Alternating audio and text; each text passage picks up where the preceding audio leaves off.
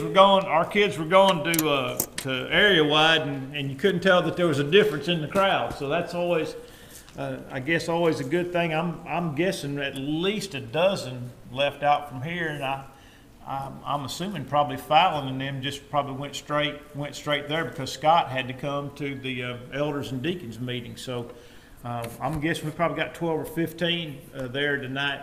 Again, so encouraging to see the foyer filled with young people ready to go and spend the evening with a bunch of other young people from the area, and to be at Maywood, which is a great environment for them, and we're thankful. I'm thankful for all the parents that made sure their kids were here to go, and also thankful for Kyle and Lexi and Scott and Fallon for taking it. Rhonda tried to go. She asked Scott if he needed some kind of adult supervision. No, I did ask that. And I told her they needed her, but she wouldn't believe it. yeah, so no, she got out of it. She didn't go. But I'll tell you what, I wish I was there. I'm not. Bad predicaments. Yeah, they do. All right, tonight I want to think about. I hadn't intended to do this. I just wasn't satisfied with the material that I had prepared. Had a question about the Holy Spirit, and I just wasn't satisfied with what I had. And I had seen an article on Apologetics Press. Apologetics Press is a group that's based out of Montgomery. It's overseen, I think, by one of the congregations down there. At one time it was overseen by Eastern Meadows, but it's a work. Dave Miller, his son Jeff Miller, Eric Lyons, Kyle Butt, a number of really great minds work there. They write and they lecture, and there was an article that came out this week titled, "Should Christians Give Up the Idea of a Young Earth in order to Gain Converts?" And this was the first of a two-part series, and of course I read the article, and I actually shared it on my page, and it's worth your time because there are a number of things that the Bible teaches that are based in a proper and what I would say a literal understanding of Genesis chapters 1 through 11. And so, but with that in mind, I thought, well, rather than speak particularly to the matter of simply having a young earth, which I can do that, I wanted to instead begin with the premise: is it reasonable to believe in God? Is it reasonable to believe in God?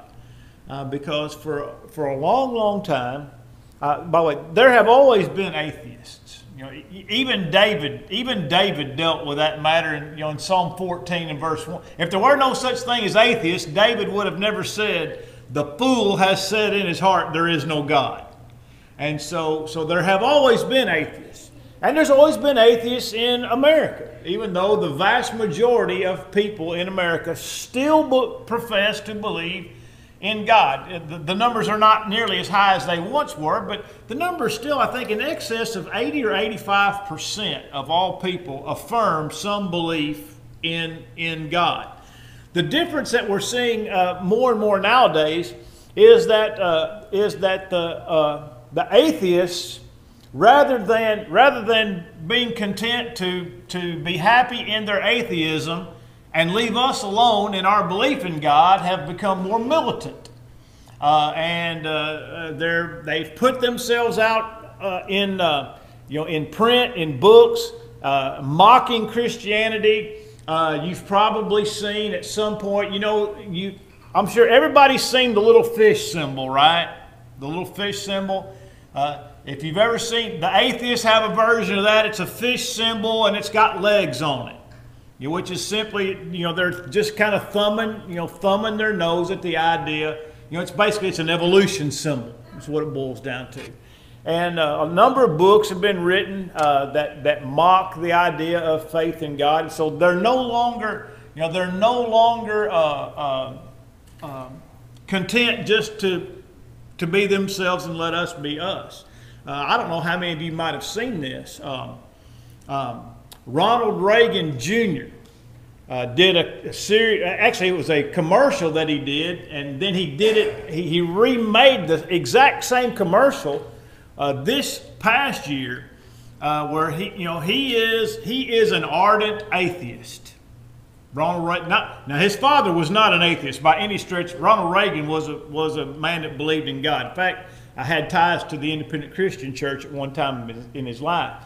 But Ronald Reagan Jr. is an ardent atheist, and at the end of his commercial, he makes the statement. He said something to the effect of, not afraid of being an atheist, and not afraid of going to hell. And I thought, man, it's just, but that gives you, an idea of the mindset that exists in the minds of atheists now. That they're far more vocal and militant in their pursuit of atheism. Which, by the way, atheism, and we'll talk about this perhaps a little bit tonight, believes that the entirety of the world is only material. There is no such thing as soul or spirit. And that everything that happens and everything that we think is purely materialistic and is driven purely by chemical processes. And it has a very fatalistic view of the world. In fact, some have been at least honest in their assessment of their worldview by saying that the embracing of atheism means there is no such thing as free will. No such thing as free will. In other words, everything that we do is biologically determined. Which leads me to question, if everything is biologically determined, then why are you trying to convince me that my faith in God is unreasonable? If I've been biologically determined to believe this, and why are you trying to change my mind, and why are you so mad at me at just simply doing what nature has caused me to do? In that sense, atheism shares a whole lot in common with Calvinism. Because if everything's already been predetermined, as the Calvinist says, then why are they trying to convince me that Calvinism is a legitimate system of faith? If I've already been predetermined not to believe it, why would you try to convince me to believe it? And so both Calvinism and atheism are extremely fatalistic in their worldviews. And so with that in mind, let's begin by in thinking about the question, is it reasonable to believe in God? Let's consider the consequences of the alternative. All right, let's just assume for a moment that there is no God. And we'll assume that it is a fact that there is no God. If it were then indeed the case that there was no God, or is no God, then we differ in no significant way from any animal that walks the planet. Because we would simply be the product of an evolutionary process that the animals are all part of, and thus we could and ought to look to the animal kingdom to determine how we ought to behave. Now, does anybody want to live in a world that exists where human beings act like animals? In some cases, human beings do act like animals, right? And by the way, and what is our natural response to human beings that act like animals? Yeah, put them in a cage. That's exactly right. In jail. You take an animal, you put it in a cage. You get a person who acts like an animal, that person belongs in a cage. Why? Because they're a threat to other people. They're not only a threat to themselves, but they're a threat to other people. And then they would go so far, and they're a threat to innocent people. But if there is no God, there is no such thing as an innocent person. There's no such thing as a guilty person, and there's no such thing as an innocent person. Does a lion eat an innocent antelope or a guilty antelope? No man, he just eats antelope. That's right. Neither guilty nor innocent. Does anybody? Well, some knuckleheads would, but does anybody condemn the lion for killing an antelope? Why no? Well, do atheists think that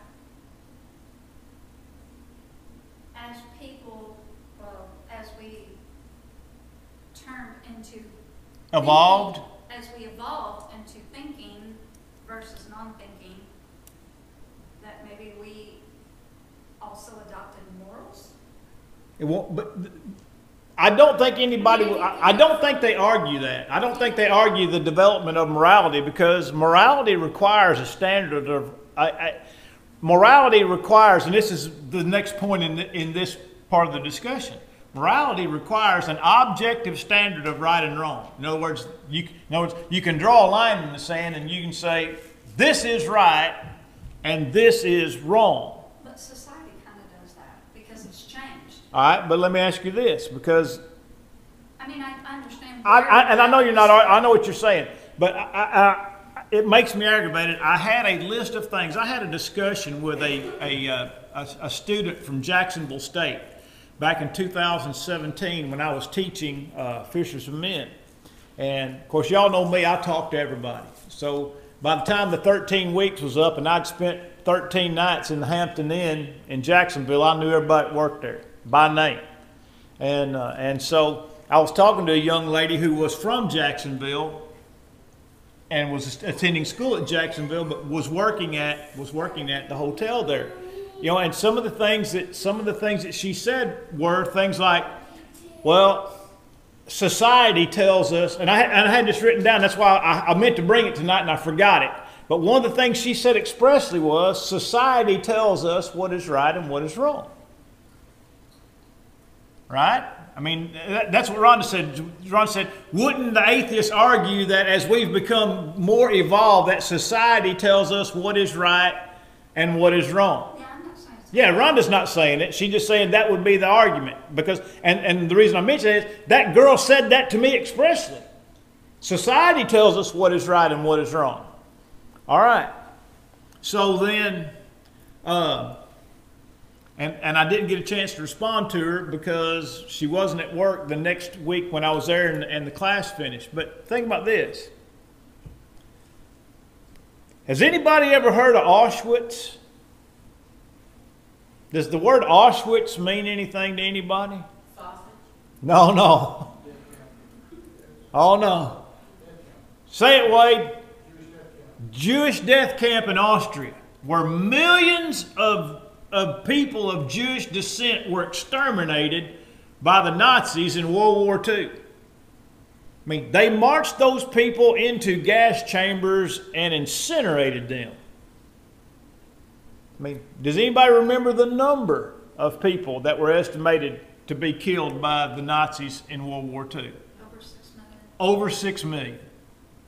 Over 6 million people were murdered. And over an additional 5 million prisoners of war that ended up making it.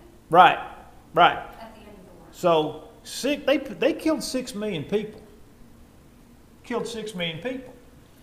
Now, when the war was over and the Nazis lost, there were the trials. Was it the Nuremberg trials? The Nuremberg trials. And the defense of some of those Nazi higher-ups was this: we were just simply doing what the law told us to do. The German people turned a blind eye to those people being murdered. They encouraged it. They agreed with it. Hitler had convinced them that all the problems of Germany was caused by the Jews, and we need to get rid of the Jews and build the master race. The master race. The Aryan race. Now, German society from 1933 to 1945 said those people need to be killed. They need to be experimented on. All types of horrific things were done to these individuals. Now, Does that mean because their society permitted that they couldn't be tried for crimes against humanity? No. Well, what happened? Well, what happened was that those that prosecuted the Nuremberg trials argued from an objective standard of morality. They said, no, regardless of what your laws, regardless of what Hitler said, or regardless of what the political climate was, or regardless of what your society permitted or approved of as being permissible, you knew it was wrong, or you should have. And so they argued from an objective standard of morality that the Germans rejected. So, no, it's exactly what's going on in our country right now. Well, I mean, just take the abortion issue. It's been 63 million babies murdered in America since January 20th, 1973. 63 million. 63 million. Some of those first kids that were legally murdered would be turning 50 in the next year. Be turning 50 in the next year. You think about. And by the way, as a rule, our society has approved that, right? They've approved that, and so does that? So apparently, society does not determine a standard of morality that is acceptable under. Not to everybody, but they do, in a way, establish morality by passing laws that make it okay. The question is not do they establish morality. The question is do they establish a morality that can be defended? And the answer to that question is no. Apparently to some people they can because they do it. Yeah, but people will always draw a line somewhere. Always draw a line somewhere. Probably not atheists. Even an atheist will draw a line somewhere. You put a gun to an atheist kid's head and threaten to pull the trigger and ask him if it's all right if you just go ahead and pull the trigger. Since we're nothing but animals and animals can do whatever they want, is it all right if I just go ahead and blow your kid's brains out? You think they're going to say, go ahead, ain't nothing to me? But society still says that is not. Didn't in Germany. Exactly. And so if you assume when you assume that there is no God, or in other words, if you work from the premise that there is no God, there is no such thing as morality, and the idea that society can determine morality for its people will not work, because not everybody. When you leave it up to men to draw the lines, everybody draws a line in a different place. In other words, the standard, the objective standard, is never the same for everybody. So if I draw a line, or if I draw a marker here, but Wade Ramsey draws a marker somewhere else, and Zach draws a marker somewhere else, whose marker is right? Is it just the marker that more people agree with? And then what do you do if you can convince somebody? What if I can convince enough people that Zach's marker's wrong and my marker's right? Do I get to go back and punish all the people that accepted Zach's marker? Maybe atheists don't go by morality. Maybe they just go by law. The law of the land. What's that? Yeah, and the difference between my marker and your marker, and there's in other words, there's areas in between those three markers. And so the point is, when you assume that there is no God, then of necessity there is no objective standard of morality. No objective standard of morality. And so that's a problem, because animals are not amoral. I mean, they're not immoral and they're not moral. They're amoral. In other words, the animal kingdom exists without any system of morality. They're amoral, without morality. If there is no God, then human beings must also, of necessity, be amoral, without morality. Might makes right. And that's the way it works in the rest of the animal kingdom. So there's in other words, nobody really wants to live in a world that believes there is no God. I was watching Rabbi Zacharias was taking a question from a young man, and here was what the young man says. He says, "Why do we need a standard of morality anyway?" He said, "What's wrong?" He goes, "What's wrong?" He goes, "What's wrong with assuming that there is no standard of morality?" And the first thing Rabbi said, after Rabbi got done laughing at him, he said, "Do you lock your door at night?" And the guy chuckled. He said, "Yes." And then, "Well, why? Why do you lock your door at night?" Of course, he didn't have to answer because the answer was obvious, right? Because there might be a guy who doesn't share my standard of morality who thinks that my stuff is his stuff. Or might just consider that my life is not worth living, and he's determined that I'm not fit. You know, maybe I cut him off at the red light.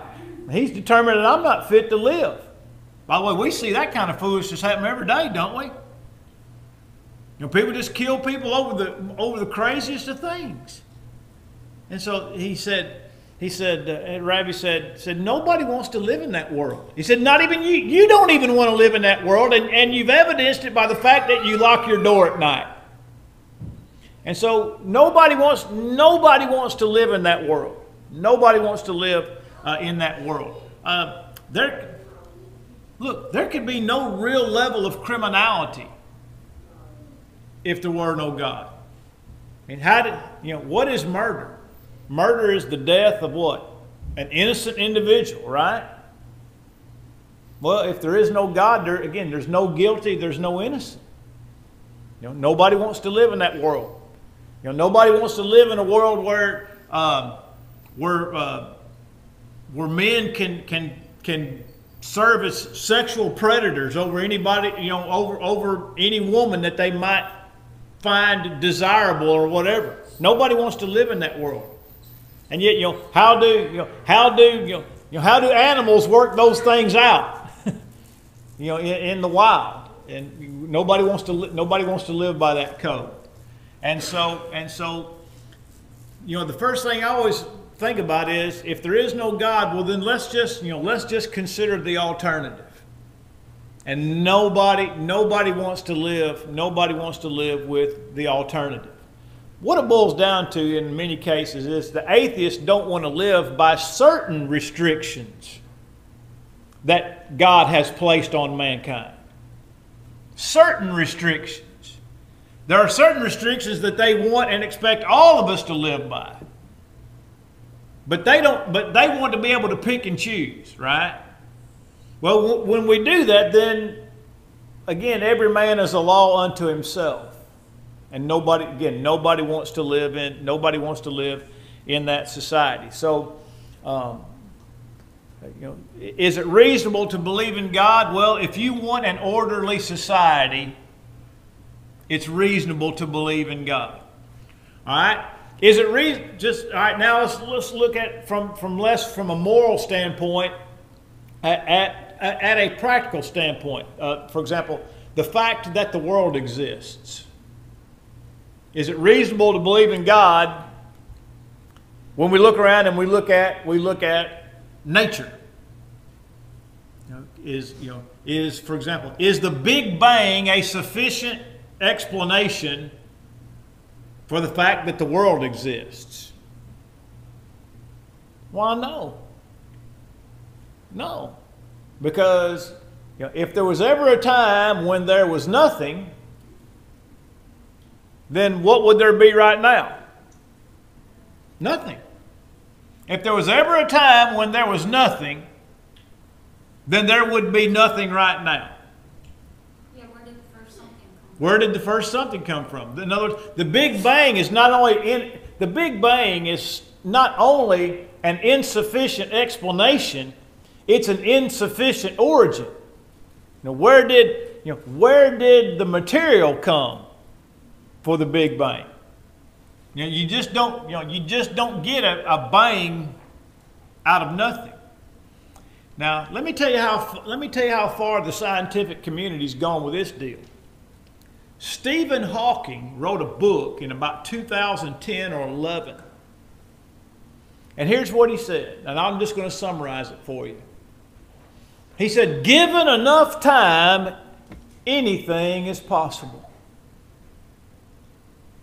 He says, because there are laws of gravity and laws of physics, given enough time, it's reasonable to conclude that all, and I'll just summarize it, that all of the nothingness gathered itself together and created something.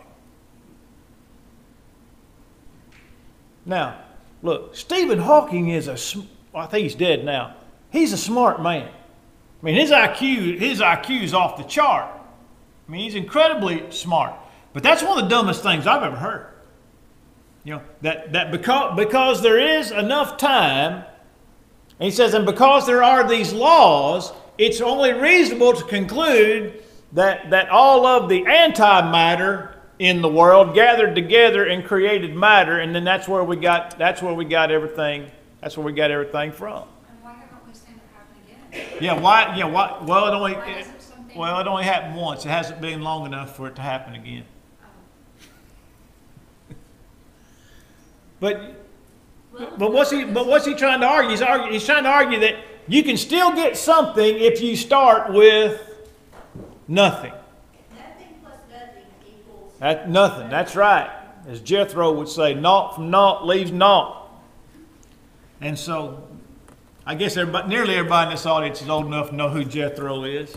But I'm not talking about Jethro Gibbs either, Angie.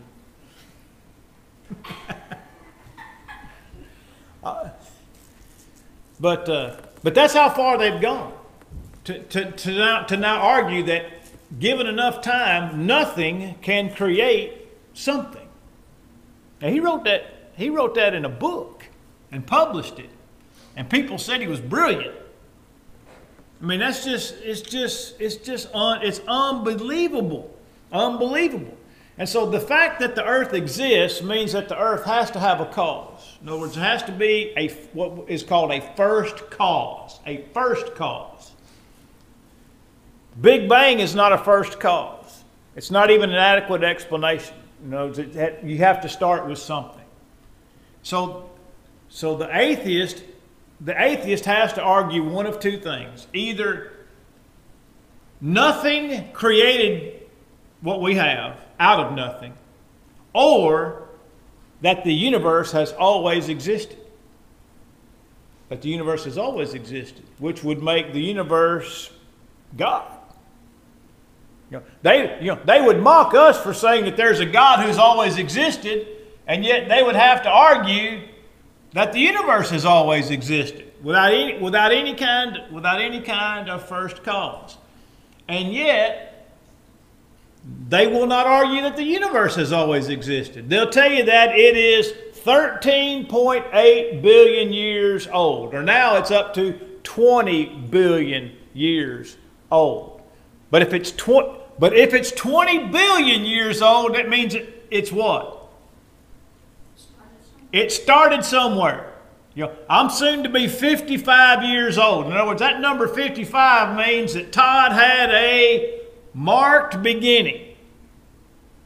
And so when somebody wants to say the universe is 20 billion years old, even if I reject the idea that it is that old, or even if I were to accept that it is that old, that means it started somewhere. In other words, it wasn't, and then it was. Does that make sense? And so if they're going to assign a date or an age of the universe, then they of necessity say this thing had a beginning. All right? I'll accept that. It had a beginning. Where did it come from? No answer. No answer. It's reasonable to believe that the universe had a beginning. Right? I mean, it's logical and reasonable to assume that the universe had a beginning. And despite whether or not we want to argue about how old it is, There's only one explanation for the beginning of the universe, and that explanation is God. That God brought these things into existence. Now, I don't buy the idea that the earth is anywhere near 20 billion years old. Look, and I'm not ashamed to tell you, I don't think this old world's any older than about 7,000 years. About 7,000 years at best. If I'm going to believe what the Bible says, I cannot believe that the earth is even 100,000 years old, much less 100 million or 20 billion. The Bible record just doesn't allow for it. If for no other reason, you have Luke's genealogy of Jesus. Now, Matthew's genealogy only begins with Abraham, and it's a little bit incomplete. It wasn't intended to be a complete genealogy. Matthew's genealogy was simply to show that Jesus was both a descendant of Abraham and a descendant of David. And it lists 42 generations from Abraham to Jesus. All right? Luke's genealogy, on the other hand, is far more detailed than Matthew's. But Luke's goes all the way back to Adam. And we can know a little bit about how old Adam was when he started having kids. And we can know a little bit about how old Seth was. We can read Genesis. We can read Genesis 5 and read about, these people who lived to be nearly 1,000 years old. And I believe that's a literal number. When it says Methuselah lived to be 969, I believe it's just the way, the Bible says it. All right? But even given these men who lived a long time, I think Adam was like 130 when Seth was born. That's just off the top of my head. Adam lived to be 930 years old, and he was over 100 when Seth was born, as recorded in the Scriptures.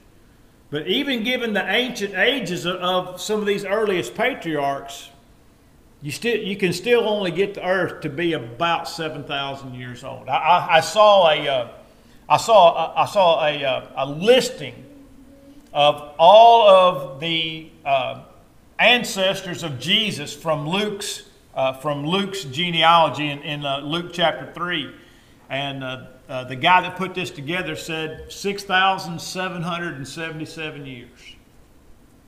Now again, there's some assumptions in there, because Luke's genealogy doesn't tell us how old everybody was when they begat and the next one begat. But just assuming a reasonable age, the earth can't be more than about 6,700, 7,000 years old. And so, just respecting the integrity of the text of the Bible would say, I cannot accept what's called an ancient earth. I have to accept a young earth. Now, with respect to that, some have conjured up some really crazy ideas, such as what's called the gap theory. The gap theory. The gap theory teaches that there is a giant gap in time between Genesis 1:2 and Genesis 1:3. That the gap theory teaches that God created the world and then destroyed it and then recreated it in Genesis 1 and verse 3. It's still not an explanatory mechanism. If God destroyed it, then He destroyed it. Right? And if He started over, He started over. And so that wouldn't be helpful. Also, the Bible teaches that Adam was the first man. Right? That's what the Bible teaches. Adam's the first man. And so you can't have millions and millions of years with human beings living in Genesis 1:1 and Genesis 1:2, and then God destroyed all of them and started over with Adam, because that won't fit the biblical narrative. And Adam called his wife Eve because she's the mother of all living. And so much of the Bible teaching is tied back to the phrase "in the beginning." You know, that's the opening lines of the Bible, right? In the beginning, God created the heavens and the earth. You know, what did Jesus say about when in discussing marriage and divorce? He says, "Have you not read that He that made them in the beginning made them male and female?" Now here's the key to me, one of the keys to knocking the gap theory in the head. In the beginning is in Genesis 1:1, right? It's in Genesis 1:1. And if the Bible says in Matthew 19:4-6 that in the beginning God made them male and female, then the creation of Adam and Eve in Genesis, at the end of Genesis 1 and retold in Genesis 2, has to be directly connected to Genesis 1:1. You see? Because Jesus said it was made in the beginning. And so Adam and Eve have to be tied to Genesis 1:1 in some measure of time. And if there were somehow millions or billions of years in that gap, that wouldn't be anywhere near the beginning. That'd be the end. You know, if this earth has only been around 6,000 years since Genesis 1:3, that's closer to the end than it is the beginning if there's billions of years before it. You know, the Bible, Jesus described the devil as a liar and a murderer from the beginning. From the beginning. Again, where the phrase "in the beginning" is found is Genesis 1:1. So there can be no, there can be no millions or billions of years there in those first 2 or 3 verses. So the gap theory is patently false. All right. A second what they believe is a plausible explanation is that the days of Genesis chapter 1 are not really days, but really they're billions and billions of years. But Moses wasn't smart enough to understand billions and billions of years, so God just told it as if it was a day. Now that's what is commonly known as theistic evolution. That evolution is true, but God is the creator of it. All right. Well, again, we have a number of issues with that. And here's what they'll say. They'll say, "Well, the Bible says that 1,000 years with God's as a day, and a day is as 1,000 years." Well, if that had anything to do with the creation week, we might consider that, but that won't work. That won't work because that's talking about that it's not talking about how God created the world, it's talking about how He's going to bring the world to an end in 2 Peter chapter 3. You know, people were saying it's been too long. God must not going to keep His promise. You know, where's the promise of His coming? Jesus is not coming back because since the beginning everything continues as it always has. No, even the scoffers tie it what? To the beginning. Since the beginning, all things continue even as they always have. And then Peter says, well, first of all, that's not true because they're not even remembering that there was a flood, and the flood changed everything. Changed everything about the world. And secondly, just because you're tired of waiting doesn't mean that God is tired of waiting. Because God's not bound by time. That's all Peter's trying to say when he said a day is as 1,000 years and 1,000 years as a day is. Not being bound by time, God's not under any pressure to do anything. That's what that verse is teaching. Not that Genesis 1 and the days of the creation week could possibly be eons and eons of time. Also, Moses wrote this account over 2,000 years actually after it actually happened. I think sometimes we forget that Moses penned these, and Moses didn't live until about 2,000 years after Adam and Eve were created. And so Moses wrote Genesis chapter 1. All right? But then also Moses wrote Exodus chapter 20. And in Exodus chapter 20 it says, in verse 11, "For in 6 days God created the heavens and the earth and all that in them is in 6 days. So Moses gave us the creation account, and then he referred to the creation account in Exodus 20 in giving the Sabbath day. In other words, there's no way anybody could ever read Genesis 1 and come to a conclusion that it wasn't 7 days. When we read what Moses wrote later on with respect to in 7 days God created, or for in 6 days God created the heavens, earth, and all that in them is. And so the text is clear. All right, and let me add one more thing to this in regard to Genesis chapter 1, and that is this. The word day, there, evening and morning were the first day. That word there is the Hebrew word yom. We would spell it Y-O-M, yom. It's the Hebrew word yom. Now, the word day can have a number of meanings, right? If I would say back in the day, am I talking about a specific day or am I talking about a time? I'm talking about a time, right? Back in the day. Back in my day, that sounds like something Kathy would say. Back in my day, all right, but I can also use the word day to mean a day, right? And so how I would use that word would determine what its meaning is. I want you to note in Genesis chapter 1, Moses used 2 specific designations with the word day. First was evening and morning. And then secondly, he put a number on it. You see that? Evening and morning were day 1. Evening and morning were day 2.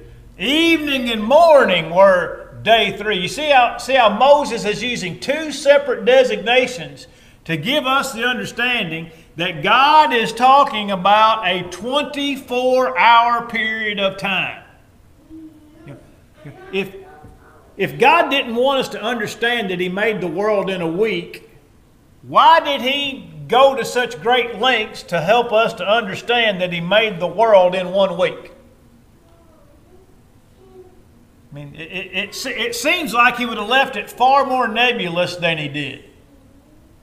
But when you hear the words evening and morning, you think what? 24 hours.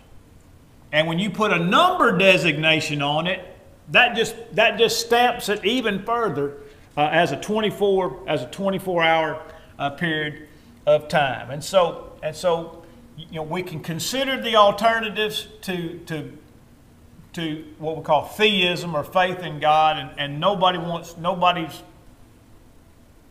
can be content there. Every man is a law to himself. And then secondly, there are biblical proofs to show that it's not only reasonable to believe in God, but it's reasonable to believe in God's testimony about what He said about the creation of the earth. 6 days and rested the 7th. And so the answer is obviously it is reasonable to believe in God. And it is reasonable to believe what the Bible record says about how and when God made the world, because of all the phrases that we can find in the New Testament that are tied to that phrase in the beginning, which is Genesis 1 and verse 1. All right, I'm out of time. What question? Any questions about anything I've mentioned with regard to objective morality or the biblical record? All right, if not, I'm going to turn this off. And we can pursue this a little more. We can talk about